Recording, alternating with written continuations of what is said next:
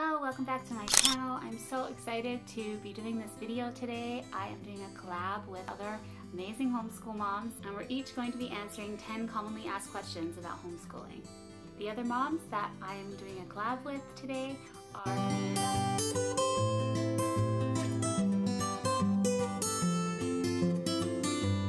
there'll be a playlist in the description below and you can check out all of their videos.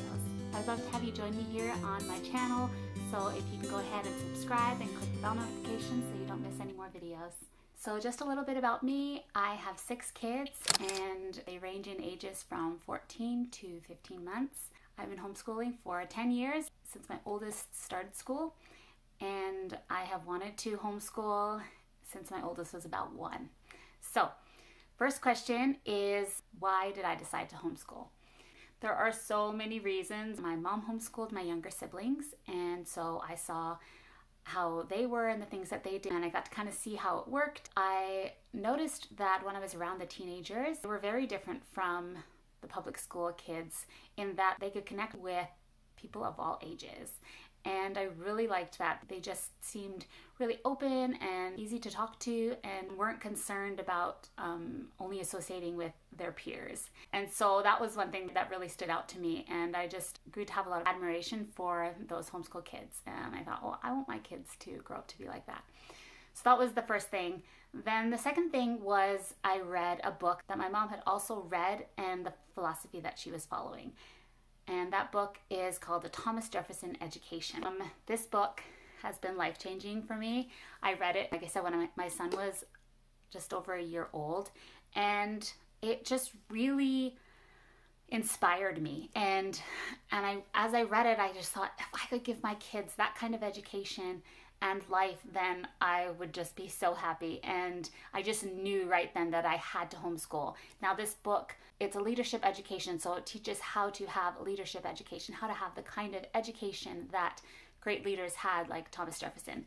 And it also says that you don't have to homeschool to have that kind of education. It just makes it a lot easier because you're not having to deal with all the external stuff and requirements. So I knew for me that I really wanted to homeschool because of this book. Another reason I wanted to homeschool was that I wanted my children to be children. I wanted them to enjoy their childhood and to play and keep that innocence for as long as possible before they had to go out and learn really hard lessons in life. And I thought if I could help them have a strong foundation and a good moral compass and really help strengthen who they are as people, and that when it was time to go out into the world, you know, and if they did decide to go to school later, that they would have those strong foundations and that they wouldn't be swayed by all the other things that are going on in the world, and have the kind of education that would help them to be strong leaders. Another reason why I wanted to homeschool is because I wanted my kids to be able to have really good life skills. I wanted them to know how to cook and bake and keep house and take care of animals, have empathy, and know how to take care of others, what it takes to have that kind of responsibility. And so chores are really important in our house. Everybody helps out, and that's always been something that's been really important to me, that they learn how to do those things, because I didn't know how to do a lot of that stuff. When I got married, I'd only cook a couple things. I didn't have those skills to run a household, and it took me a lot of years, and I still struggle with it, and I think part of that is my personality as well. But I didn't want my kids to have that struggle as well. I wanted them to feel confident in taking care of their own home. Question number 2 is, how long do you plan to homeschool for? Originally, I said elementary. That was kind of my goal. I wanted to make sure, like I said before, that they had that strong foundation, and I figured those elementary years are super critical. Kids are just like sponges, and they absorb so much, and they're so eager to learn and to please, and it's just such a delicate time that I really wanted to protect that and to help them develop a strong sense of who they were, and also really strengthen our family relationships in that time. Elementary was always my goal. Then as I've talked to some other people, they're like, if I was to homeschool at all, I would do junior high. Like, that's the worst time. Kids are just figuring out who they are, aren't always kind, and if they have that strong foundation, then they aren't going to be like that in that time, and they will be able to withstand anything that kind of comes against them rather than dealing with all that in kindergarten. Anyway, so our junior high came on. They didn't really desire to go to school full time, but we're signed up with our local school board and they do the options classes. And so my two oldest have been able to do that. They start those in grade 7. Husband is the shop teacher at the school, so he does mechanics, construction, and fabrication. And so they're able to take those classes with him, and also art, and there's cooking class and computer classes and graphic design and those kinds of things. And so they're able to take those classes, and that's been really nice transition to seeing what high school is like. And if they decide to go to high school, then they've kind of had those smaller experiences and they're more comfortable with it. Grade 10 is kind of when they start keeping track of the grades for diploma and university and that kind of thing. Basically, elementary for sure, and my kids can start doing options, and then if they decide in grade 10 or 11 or 12 that they want to start going to school, then I'm totally fine with that. Number 3 is, how much does homeschooling cost? It's going to be different wherever you live. For us here in Alberta, it doesn't really cost anything. I guess it depends on the school board that you sign up with. You have to be registered with a school board, and depending on the school board that you register with, they have different like registration fees. Our previous school board that we were with in a different town, we were with that local school board, and we had to pay $50 per child. But they also provided classes and workshops and things like that, and there was like a mom support group. And so that was kind of all included in that registration cost. The school that we are currently with, they are pretty new. It's only been in the last couple of years that they've had this program, and so they're still figuring things out, but there is no registration fee that I'm aware of. I'm pretty sure there isn't. Then depending on the program that you choose from there, you'll get funding from the government. And so there's 2 programs. One is where you closely follow the Alberta curriculum and you have like more teacher support and like their classes and stuff like that. That's kind of the one I was doing before, and you get $1,400 per child. And the other program is where you're kind of left more on your own and to your own resources, but you can kind of design your own plan and you don't have the same requirements, which I love. And that one is $800. So I was with the other school board, like I said, and when I first started, it was like super open. We could spend our funding on just about anything that had to do with our school program, and was really awesome. Then they changed everything and it was not fun after that. There was so many requirements and everything just sort of changed. I like to have freedom. Actually, that was the reason why I enjoy homeschooling. I like that freedom and flexibility. And so when there was so many requirements put on, we didn't even have time to do any of the things that we wanted to do, and it was just so draining. We moved to a new town, and with this new school board, we've had that flexibility again. And even though we have less funding, I'm totally fine with that. And I love having the freedom to do things my way. So basically, being in Alberta, it doesn't really cost anything for us to homeschool. We get funding from the government, and especially with my school board, I have more flexibility than maybe some others do in what they can choose. If we use up that funding, then we're kind of left on our own. In the grand scheme of things, it's not really a big deal. Question number 4 is, how much time does it take?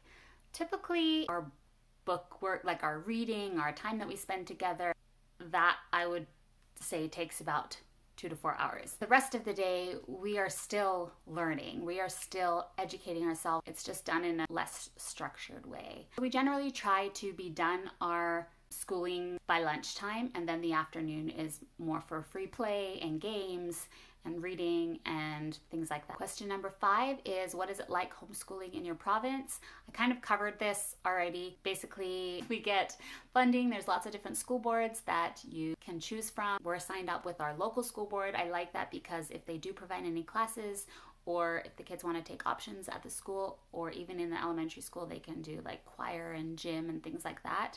So that's why I like being with the local school board. But like I said, there's many other school boards to choose from. A lot of them are online, and some of them get together as groups and do field trips or different classes and things like that. I just really like the freedom that we have here, and I hope that it stays that way. 6, what about socialization? I feel like this is every homeschool mother's dream question. Not. But it is something that people are really worried about for us. So my favorite response was by a friend of mine who homeschools, and she said when somebody asked her if she was worried about her kids' socialization, she said, "Yes, I am. That's why I homeschool." I thought that was a great response. But really, nowhere else in life do we only associate with people in our age group. And anywhere in the workforce, you are going to be with people of all ages. And so you need to be socialized enough to be able to connect with them and talk with them and be exposed to people of all ages. And I really feel like that's a strong suit of homeschoolers, is that they generally know how to connect with babies to seniors. Something that I've noticed with my own kids when we get together with other homeschool families, they're not just like, oh, there's nobody my age, because since we moved here, there isn't really anyone their ages. They're all kind of younger. And they can go play with the little kids and make them feel special. And it's just been really nice to see that my kids have kind of adopted that same thing that I was impressed with other homeschoolers for. Like I said, we do get together with other homeschoolers, not as much now with COVID, which has been really hard, but that was generally something we did. And in our previous town that we lived in, it was actually so much socializing that I felt like it was too much. Like I needed to cut back so that we could spend more time together as a family and focus on things that I wanted to spend time on with my kids, and like just reading together and not feel so rushed all the time. And that was one thing when we moved that we were able to do because there was a lot less homeschoolers here. So between getting together with other homeschoolers, a lot of people do classes together. So we did a lot of classes, like a mom has something that she's passionate about and wants to teach, then she'd get a little group together and teach that. And we were kind of always doing things with other kids.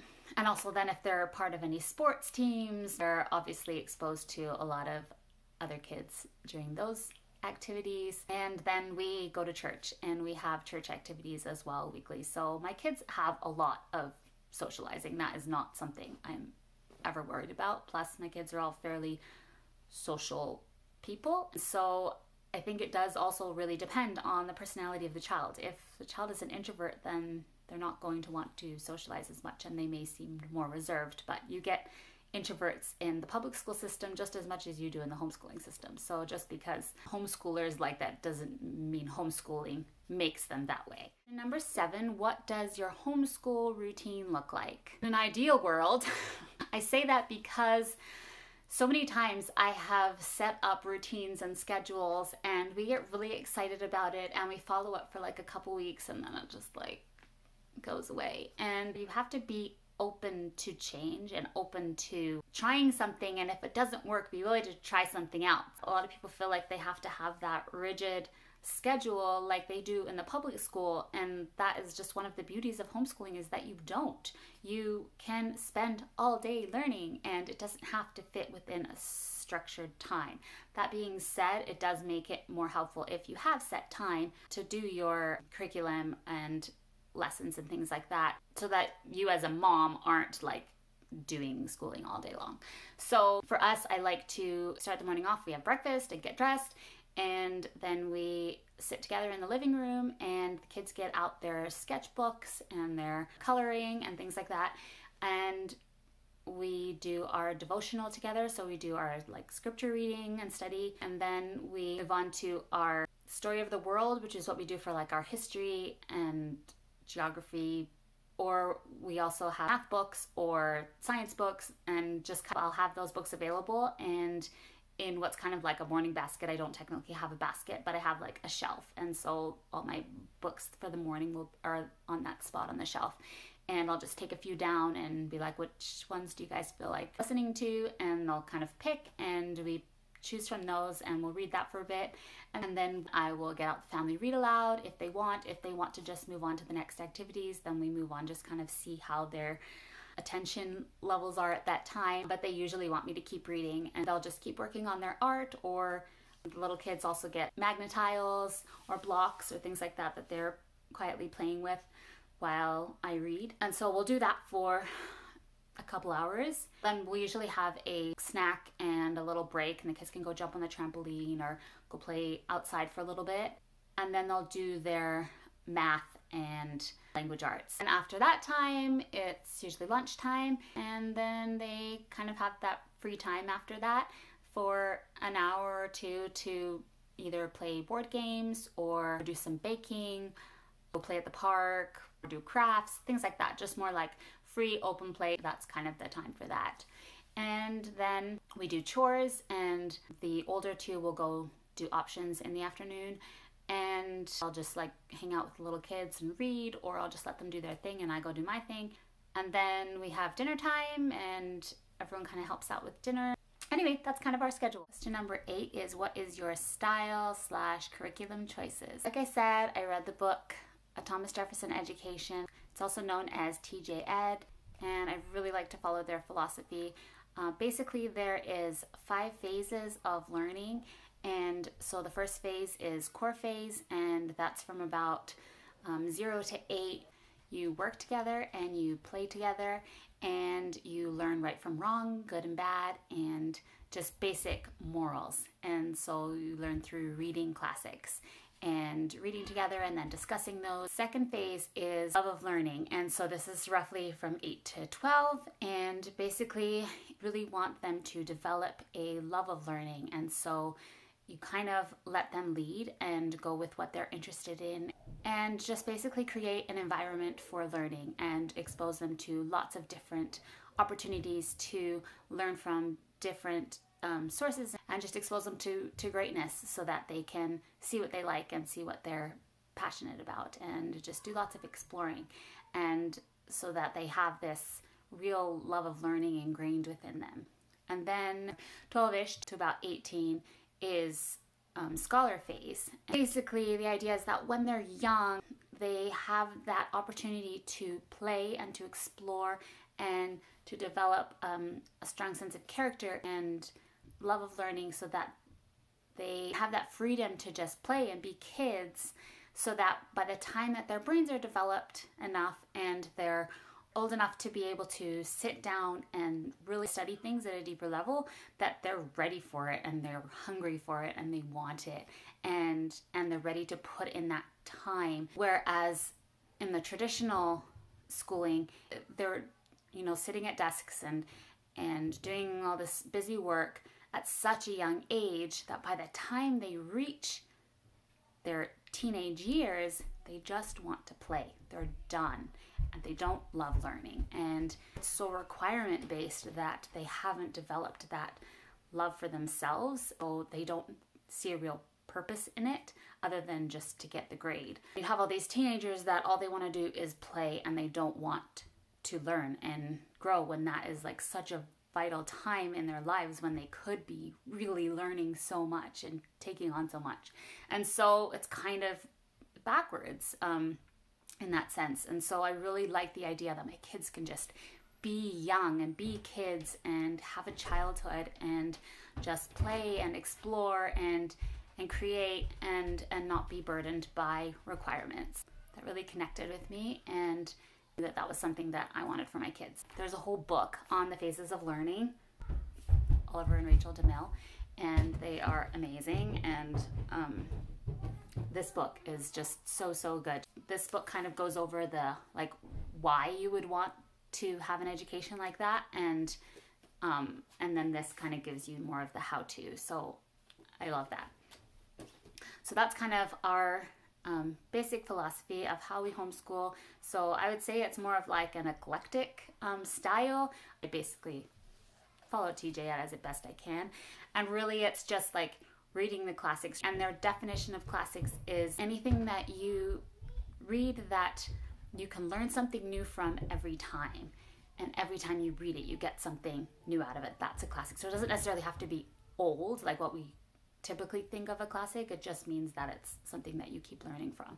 So we love reading books together and discussing books. I don't like to let the curriculum rule us. I use it as a tool, and when it's beneficial I'll use it, and if it's not benefiting us, I'm okay to drop it and move on to something else as well. I'm not like bound by curriculum. Math UC, and that's our math curriculum. I do feel that even though we have typically more of like an unschooling way of doing things, that math isn't something that I'm amazing at. And so I feel like I need that curriculum to help us.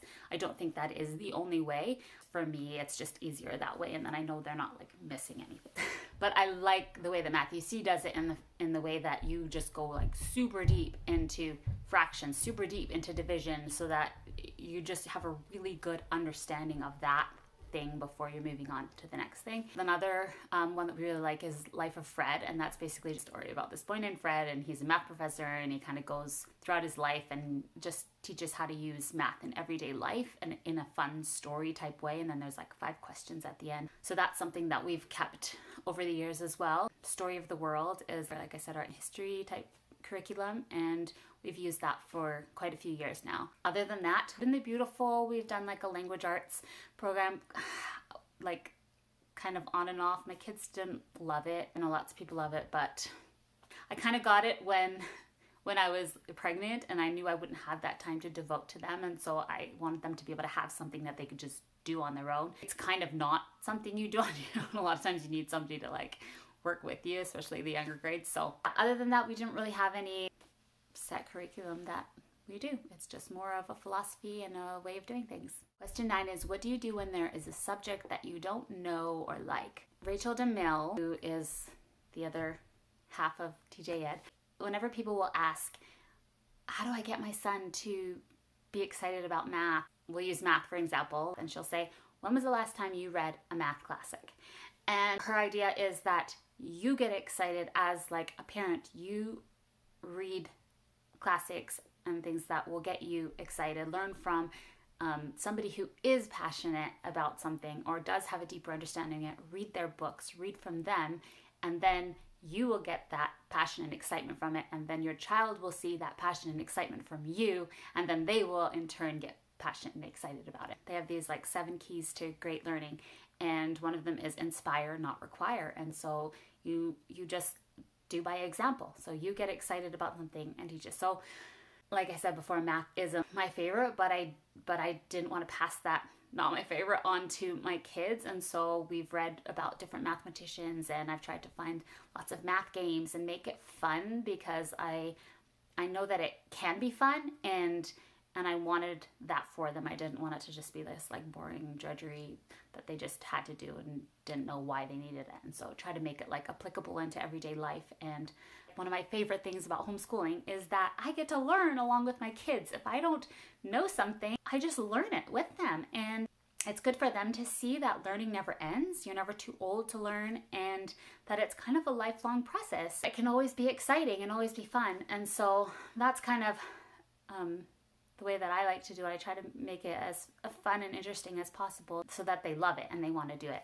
Another way of dealing with that is to find a mentor that is passionate and help teach them those concepts. Last question is, how do I find time for myself?